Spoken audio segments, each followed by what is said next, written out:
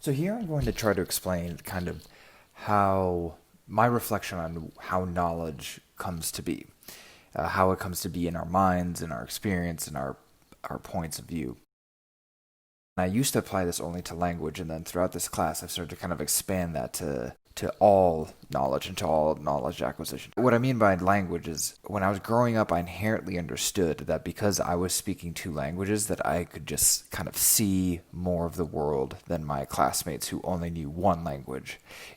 Became very clear very early on that because my vocabulary had different types of adjectives, different types of nouns, different ways of putting things together, that it was clear that I could just see more.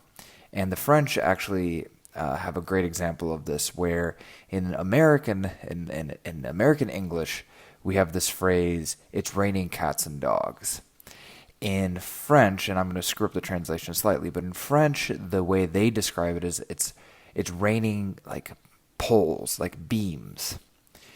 And just inherently in the way those two things are described, you see different things in the rain, right? If you are told that the rain is beams or poles, then you're going to start to see that. So here I'm going to try to draw and describe to you this kind of knowledge acquisition in the best way I know how. I kind of wish I could record myself doing this at a whiteboard, but in the age of Zoom, this will have to do. So I'm a firm believer that there are objective truths, that there is an objective truth out there. We can call this God, we can call this the universe, we can call it the divine, heaven, whatever you want to call it, but that these facts exist. The truth with a capital T exists out there, and that we are searching for it and trying to get to it the best way we know how. Through different methods, different perspectives, and that truth, that little pieces, little drops of rain kind of come down from that. In this metaphor, that rain is information, that rain is serendipity, that rain is coincidence, it's phenomena, it's these little things that we see in the world that start to help us understand the world. And then at the bottom of under all this rain exists our little box in the universe where we are, and we exist in this box. And in this box, the water comes in, and you can see that the water starts to accumulate, and then this water inside the box that starts at our feet, that is the knowledge we know. That is all the knowledge we know. But then how does the water get in? How does it get in there in the first place? Well, little holes are poked into the roof of this box that we're in, into the top of the box that we're in. And those holes are things like your parents, your socioeconomic class.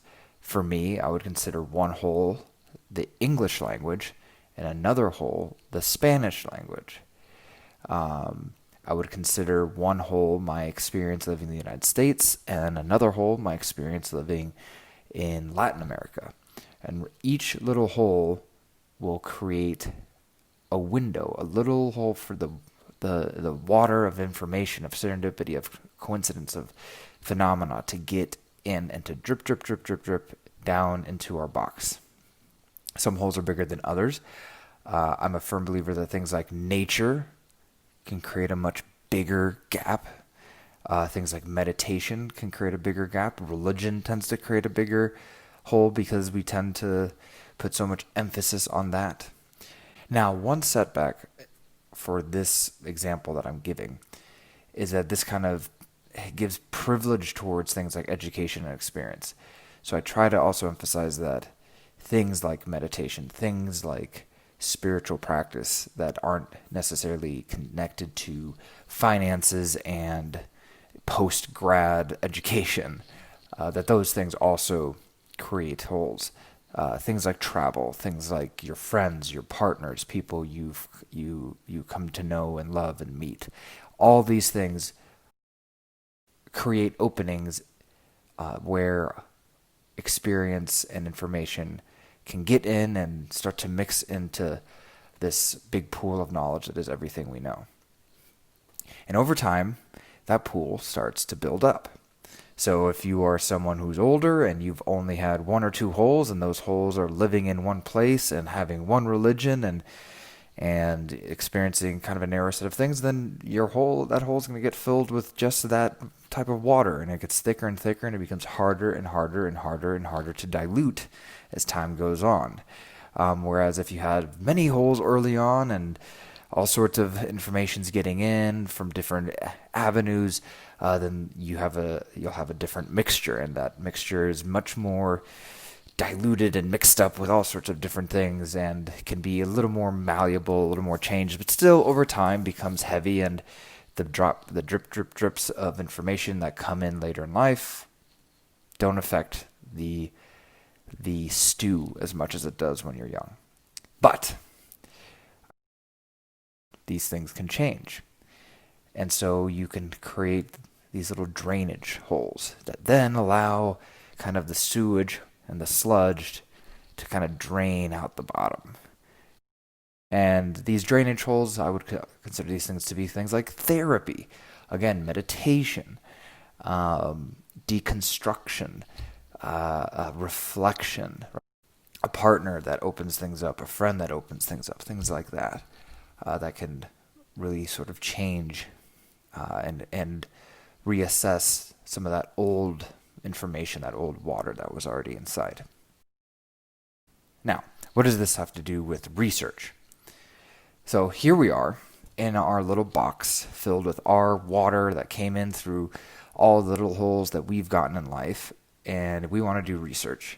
And the way I kind of view it is that the research we want to do is in this little coffee cup that we hold. And that then we have to try and not let all the water around us into the coffee cup. Very difficult, obviously. But we got to try our best to swim around and keep the water out. There's going to be some splashes that get in.